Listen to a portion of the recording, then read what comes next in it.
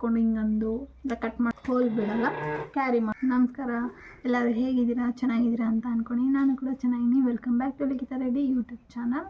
ಹಾಗೆ ಯಾರೆಲ್ಲ ನನ್ನ ಚಾನಲ್ನ ಸಬ್ಸ್ಕ್ರೈಬ್ ಮಾಡಿಲ್ಲ ಪ್ಲೀಸ್ ಹೋಗಿ ಸಬ್ಸ್ಕ್ರೈಬ್ ಮಾಡಿ. ಏನಪ್ಪ ಅಂದರೆ ಈ ಥರ ಸೀಸರ್ ಆಲ್ಮೋಸ್ಟ್ ಎಲ್ಲರಿಗೂ ಗೊತ್ತಿರುತ್ತೆ, ಎಲ್ಲರ ಮನೆಯಲ್ಲೂ ಇದ್ದೇ ಇರುತ್ತೆ ಸೀಸರ್ ಅನ್ನೋದು. ಸೊ ಇವಾಗ ಈ ಥರ ವ್ಯಾನಿಟಿ ಬ್ಯಾಗ್ ಕೂಡ ಇದ್ದೇ ಇರುತ್ತೆ.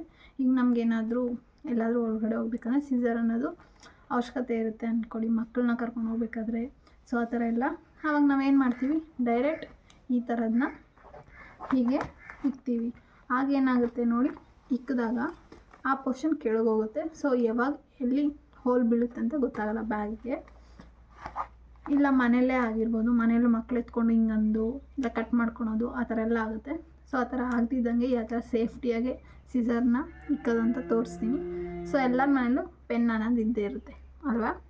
ಈ ಥರ ಪೆನ್ ಕ್ಯಾಪ್ಸ್ ಕೂಡ ಇರುತ್ತೆ ಪೆನ್ನಿಗೆ. ಸೊ ಅದನ್ನು ನೀವು ನೋಡ್ತಾ ಇದ್ದೀರಲ್ಲ, ಸೀಸರ್ ತುದಿನ ಈ ಥರ ಮಾಡಿ ಇಕ್ಬೇಕು. ಸೊ ನೋಡಿ, ಬಿಚ್ಚಾಗ್ತಾಯಿಲ್ಲ, ಯಾಕಂದರೆ ಇಲ್ಲಿ ಟೈಟಾಗಿರುತ್ತಲ್ವ.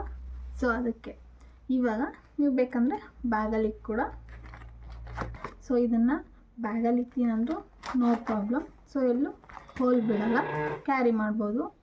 ಹಾಗೆ ಕಿಚನಲ್ಲಿ ಇಕ್ತೀನಂದರೂ ಇಕ್ಬೋದು, ನೋ ಪ್ರಾಬ್ಲಮ್. ಸೊ ನೀವು ಕಿಚನಲ್ಲಿ ಇಕ್ತೀನಂದರೂ ನೋ ಪ್ರಾಬ್ಲಮ್. ಈ ಥರ ಮಾಡಿ ಇಕ್ಕಿ.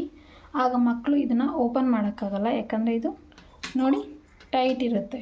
ಸೊ ಇದು ಟೈಟ್ ಇರೋದ್ರಿಂದ ಮಕ್ಕಳು ಓಪನ್ ಮಾಡೋಕ್ಕಾಗಲ್ಲ.